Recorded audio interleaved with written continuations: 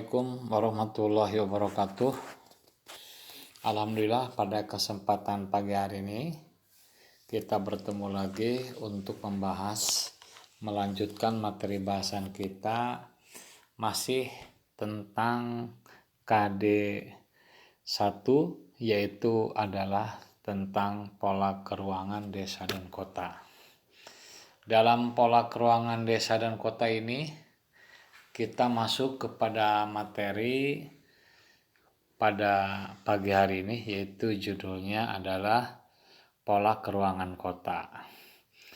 Di dalam materi pola keruangan kota ini, apa tujuan yang ingin dicapai oleh kita setelah kita membahas materi ini? Yaitu kita dapat mengetahui tentang bagaimana fenomena alam dan fenomena sosial yang terjadi dalam suatu wilayah perkotaan. Karena kita ketahui bahwa kota-kota yang berada di negara kita atau yang berada di negara yang lain pada dasarnya sama, yaitu memiliki ciri atau corak yang khas, di mana ciri atau corak yang khas tersebut memberikan indikator itulah yang dikatakan sebagai kota. Oleh sebab itu, saya akan menampilkan di dalam PowerPoint. Yang pertama itu adalah ada sebuah gambar lingkaran. Gambar lingkaran tersebut menggambarkan titik yang paling dalam, yang paling terdalam itu adalah yang disebut dengan istilah inti kota. Inti kota yaitu adalah suatu wilayah, suatu tempat di suatu perkotaan yang di dalamnya itu adalah merupakan pusat berbagai macam kegiatan. Jadi di sini seperti halnya kegiatan bisnis, perkantoran, kemudian shopping center, kemudian pusat-pusat kegiatan yang berhubungan dengan bidang perekonomian seperti perbankan, asuransi, dan sebagainya. Nah, secara umum bahwa di dalam materi atau di dalam wilayah inti kota ini adalah merupakan sebagian besar itu adalah tempat kegiatan usaha yang bersifat cukup luas atau cukup banyak. Kemudian yang kedua, lingkaran yang kedua itu adalah yang disebut dengan istilah suburban. Nah, suburban itu adalah suatu area di mana suburban ini mengelilingi bagian inti kota. Ini biasanya digambarkan dalam sebuah kota di beberapa negara itu seperti adanya komplek pertokoan, grosir, atau pengecer, atau mungkin kegiatan-kegiatan lain yang sifatnya adalah untuk kegiatan bisnis. Tetapi di sini pertokoan atau tempat kegiatan usaha tersebut dilengkapi dengan tempat pemukiman yang ada. Nah, kalau di negara kita namanya adalah ruko. Ruko itu adalah rumah dan toko. Nah, ini ruko ini umumnya lantai 1 berupa toko, lantai 2-nya berupa rumah, atau lantai 1, lantai 2, dan seterusnya berupa toko, lantai terakhir yang paling atas adalah berupa rumah. Nah, ini adalah di sekitar suburban.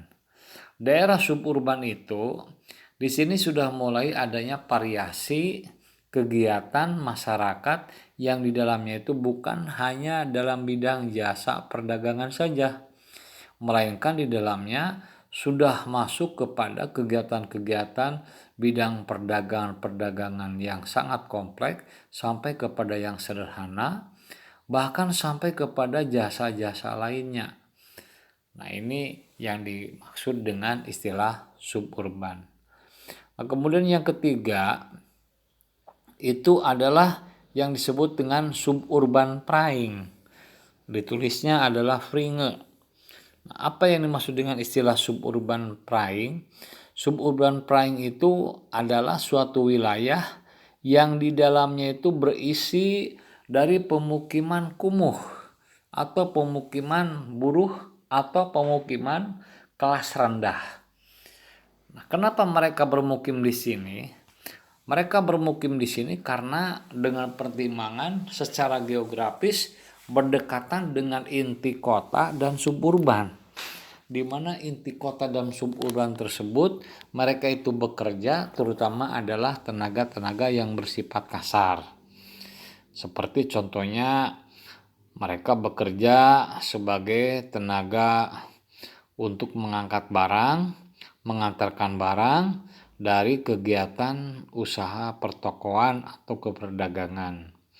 Seperti di sekitar pasar induk, itu kita bisa menyaksikan beberapa orang itu menawarkan jasa untuk mengangkut barang-barang tertentu milik pembeli. Kemudian setelah suburban praying masuk pada urban praying. Nah, urban praying ini digambarkan di dalam gambar ini adalah merupakan tempat atau area di mana di dalamnya itu adalah terdiri daripada pemukiman kelas menengah. Jadi di sini mereka bermukim. Jadi kalau tadi yang ada yang disebut dengan suburban tersebut itu adalah kelas rendah, sekarang di sini adalah kelas menengah. Nah, kelas menengah di perkotaan itu contohnya umpamanya memiliki rumah dengan areal yang agak luas, seperti hanya komplek-komplek perumahan dan sebagainya, tetapi standarnya standar yang menengah. Nah, itu berada pada wilayah ini. Nah, selanjutnya itu adalah ada yang disebut dengan urban praying. Apa yang dimaksud dengan urban praying? Urban praying itu adalah suatu wilayah yang di dalamnya sudah mulai adanya tempat-tempat untuk pemukiman kelas mewah. Jadi orang-orang yang memiliki keuangan yang cukup, mereka memiliki tanah dan membangun rumah atau di komplek-komplek perumahan yang lebih bonafid, itu biasanya dihuni oleh mereka di sini. Apa tujuannya mereka tinggal di sini? Tujuannya itu adalah untuk menghindari kebisingan yang ada di inti kota, suburban ataupun di suburban praying. Jadi mereka lebih mepet ke pinggir, ke pedalaman. Tetapi meskipun mereka berada jauh dari pusat kota, mereka punya akses dalam bidang transportasi sangat cepat kepada inti kota. Nah, setelah itu dikenal dengan istilah rural urban praying. Nah, ini rural urban praying. Rural itu artinya desa, urban itu artinya kota. Praying itu adalah wilayah atau area.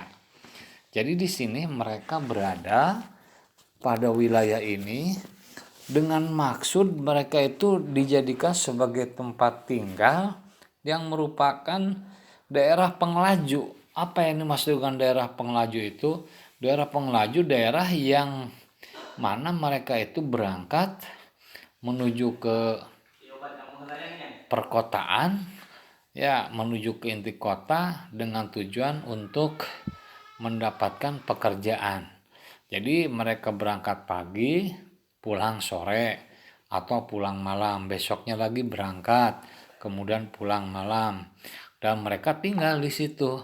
Maka ini dikenal dengan istilah daerah pengelaju. Nah, selanjutnya adalah rural. Rural di sini kita punya pengertian itu adalah desa. Ya, rural adalah desa di mana desa tersebut merupakan daerah satelit, daerah pengiring bagi kota itu sendiri. Nah, desa-desa yang menyebar mengelilingi wilayah perkotaan tersebut itu dikategorikan sebagai daerah pengiring atau daerah satelit. Nah, ini adalah tentang struktur dari ruang kota. Kemudian kita masuk kepada sistem angkutan dan perhubungan. Nah, bagaimanakah sistem angkutan dan perhubungan di perkotaan? Nah, sistem angkutan dan perhubungan di perkotaan itu yaitu yang pertama adalah adanya sistem jalur jalan satu arah. Nah, ini yang dikatakan dengan jalur untuk arah-arah tertentu, biasanya ini berada di daerah-daerah kemacetan yang cukup padat atau di daerah jalan protokol. Kemudian terdapatnya rambu-rambu lalu lintas. Jadi rambu lalu lintas itu bukan hanya lampu merah saja, tetapi ada banyak simbol-simbol yang berada di sekitar pinggir jalan itu menggambarkan daerah-daerah yang dilintasi. Contohnya ada zona anak sekolah, kemudian contohnya ada tempat ibadah, ada contohnya rumah sakit, SPBU dan sebagainya. Yang ketiga adalah adanya flyover. Apa yang dimaksud dengan flyover? Flyover itu adalah jalan bertingkat. Artinya jalan bertingkat itu adalah jembatan di mana bagian bawahnya itu terdiri seperti hanya contohnya jalur jalan kereta api. Jadi di atasnya jalan raya, di bawahnya jalur kereta api. Apa tujuannya?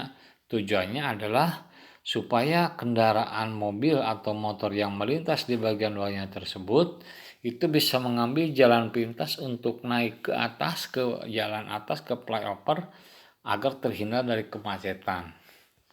Kemudian yang berikutnya adalah adanya jalan bebas hambatan atau yang dikenal dengan jalan tol.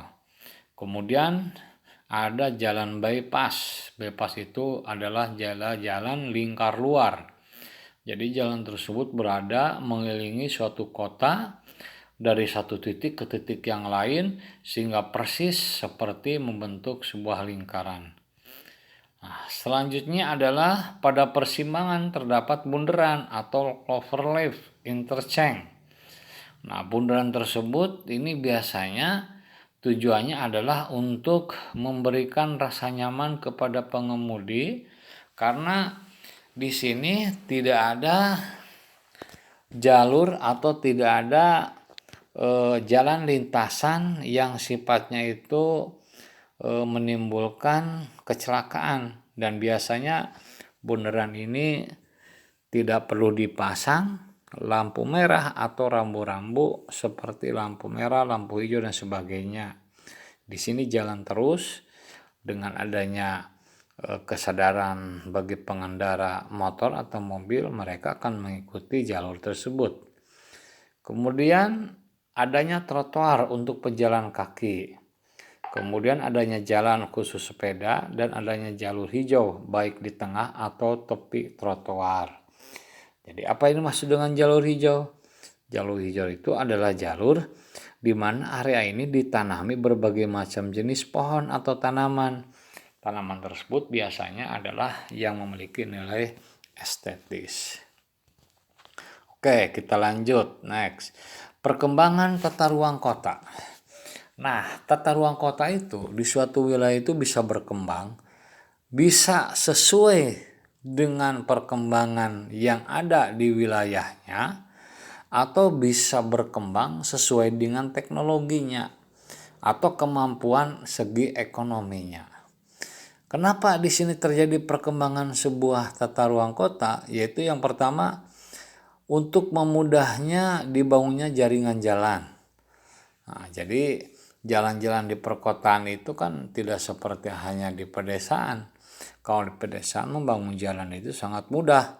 Tidak perlu ada ganti rugi, tidak perlu ada segala macam. Karena relatif jalan-jalan di desa itu adalah cenderung lebih tidak sampai kepada bangunan-bangunan kecuali kalau adanya pelebaran jalan. Yang kedua, memudahkan dibangunnya jaringan drainase. Drainase itu adalah tata air. Yang ketiga adalah kondisi geologis yang lebih stabil. Jadi struktur tanahnya itu betul-betul tidak berubah-ubah. Tidak pernah ada retakan, tidak pernah ada bagian jalan, bahu jalan yang lebih bawah dibandingkan dengan badan jalannya. Nah, berikutnya adalah khusus daerah maritim, fokus untuk daerah muara dan lepas pantai. Nah, ini daerah-daerah yang berbatasan dengan perairan laut, biasanya itu adalah terdapat daerah muara. Apa yang dimaksud dengan muara? Muara itu adalah pertemuan antara arus sungai dengan arus laut. Nah, itu yang dikatakan sebagai muara. Nah, selanjutnya kondisi topologi atau relief bisa dimodifikasi.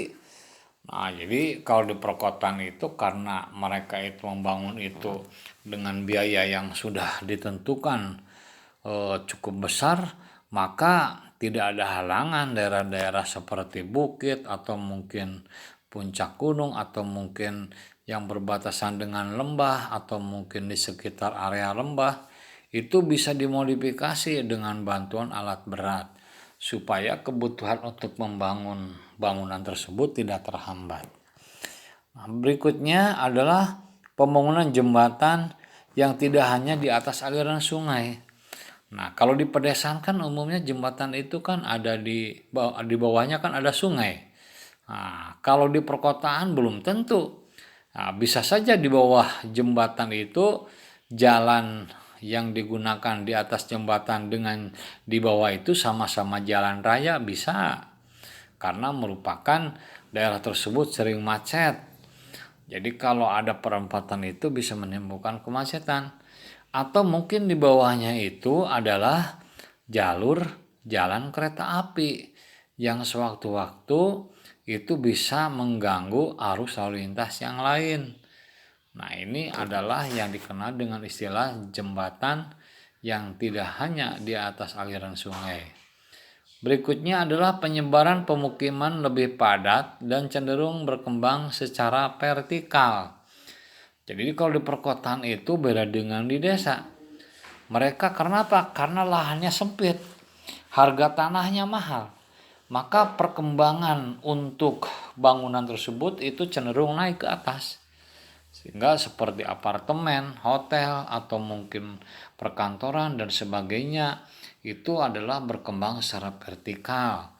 Naik ke atas terus sampai dari bawahnya itu base camp, tempat parkir mobil atau motor sampai sebeberapa puluh lantai. Nah, ini adalah perkembangan tata ruang kota. Oke, selanjutnya adalah penataan tata ruang perkotaan. Nah, jadi di sini ada kata penataan. Berarti penataan itu sudah mengarah kepada upaya untuk membereskan, untuk merapihkan tata ruang perkotaan yang memang di perkotaan tersebut terkesan itu bisa kumuh, bisa acak-acakan, atau mungkin daerah perkotaan tersebut tidak memiliki tata ruang yang sesuai dengan standar baik itu kesehatan maupun keselamatan. Nah, maka sesuai dengan perundangan yang telah ditetapkan, maka dibuatlah penataan tata ruang. Kemudian pembangunan berpedoman kepada AMDAL. AMDAL itu kepanjangan analisis mengenai dampak lingkungan. Nah, berikutnya adalah ditata dengan adanya perencanaan yang matang. Jadi tidak bisa spekulasi, tidak bisa memilik-milikan gitu ya untuk membangun jalan itu atau bangunan itu. Kalau umpamanya bangunan yang sifatnya vertikal itu kan tidak bisa kita menentukan seperti bangunan yang satu lantai. Itu harus diperkuat dengan pondasi tanah yang cukup memadai. Berikutnya adalah pekerjaan proyek dilakukan secara cermat. Dan biasanya di sini dilibatkan konsultan dalam bidang teknik sipil atau ahli bangunan. Diawali dengan studi lingkungan dan analisa secara cermat. Jadi ada semacam dulu pemahaman atau pengetahuan atau penyelidikan atau observasi dari lingkungan di sekitarnya. Apa lingkungan di sekitarnya yang berkaitan dengan bangunan seperti gedung, jembatan, jalan? Itu adalah struktur geologinya biasanya. Kemudian yang kedua adalah alur atau jalur patahan. Barangkali nanti dibangun sebuah bangunan tiba-tiba ada retakan karena terdapat tersebut ada patahan atau sesar. Kemudian yang berikutnya adalah sistem pekerjaan dilakukan secara kontinu. Jadi berkelanjutan tanpa berhenti sesuai dengan kondisi keuangan yang ada. Nah, yang terakhir, di sini contoh perkembangan kota sesuai dengan peranan dan fungsi kota di Indonesia. Jadi kita sekarang menuju ke negara kita, ke Indonesia. Contoh, kota Yogyakarta dijuluki sebagai kota pendidikan atau kota pelajar. Nah, ini dikarenakan di masa itu di Yogyakarta tersebut itu adalah ramai dikunjungi oleh para pendatang yang tujuannya untuk menimba ilmu di sana. Dan kendaraan yang mereka gunakan masa itu adalah sepeda. Sehingga sepeda memiliki sebuah kendaraan yang favorit bagi mereka, baik untuk pergi maupun pulang dari kampus. Ya. Kemudian contoh yang lainnya lagi selain kota Yogyakarta, seperti contohnya adalah di Jawa Barat ada yang dikatakan dengan wilayah Jatinangor yang sekarang menjadi pusat pengembangan pendidikan setelah kampus-kampus tertentu di Jawa Barat itu mengalami migrasi ke Jatinangor, apakah itu ITB, Unpad, atau Universitas Winaya Mukti, atau universitas yang lainnya. Nah, yang kedua adalah kota Cikarang Bekasi. Nah, Cikarang Bekasi itu terkenal dengan istilah Jababeka. Nah, ini sebagai pusat industri terkemuka di Indonesia, sehingga industri dan kawasan tersebut menjadi kawasan berikat. Jadi khusus ini industri semua di wilayah Cikarang itu. Nah, pemukiman ada, tetapi sifatnya itu adalah sementara, karena peruntukannya adalah untuk kegiatan industri. Kenapa tidak ada pemukiman di sana? Karena pemukiman tersebut di daerah perindustrian itu adalah tidak nyaman atau mungkin tidak aman, baik dari segi kesehatan maupun dari segi keselamatan. Yang keempat adalah kota Denpasar. Nah, Denpasar adalah salah satu wilayah yang ada di Bali. Nah, ini menjadi salah satu pusat destinasi wisata yang terkenal ke mancanegara. Nah, keberadaan kota Denpasar tersebut menjadi suatu tempat yang paling bergengsi untuk dikunjungi karena keindahan dari Pulau Dewata tersebut. Yang terakhir adalah kota Bandung. Nah, ini dijuluki sebagai kota Paris Panjapa. Kenapa dikatakan Paris Panjapa? Padahal Paris itu kan tidak ada di Jawa sebetulnya. Dijuluki di Bandung karena apa? Ada kota Paris Panjapa.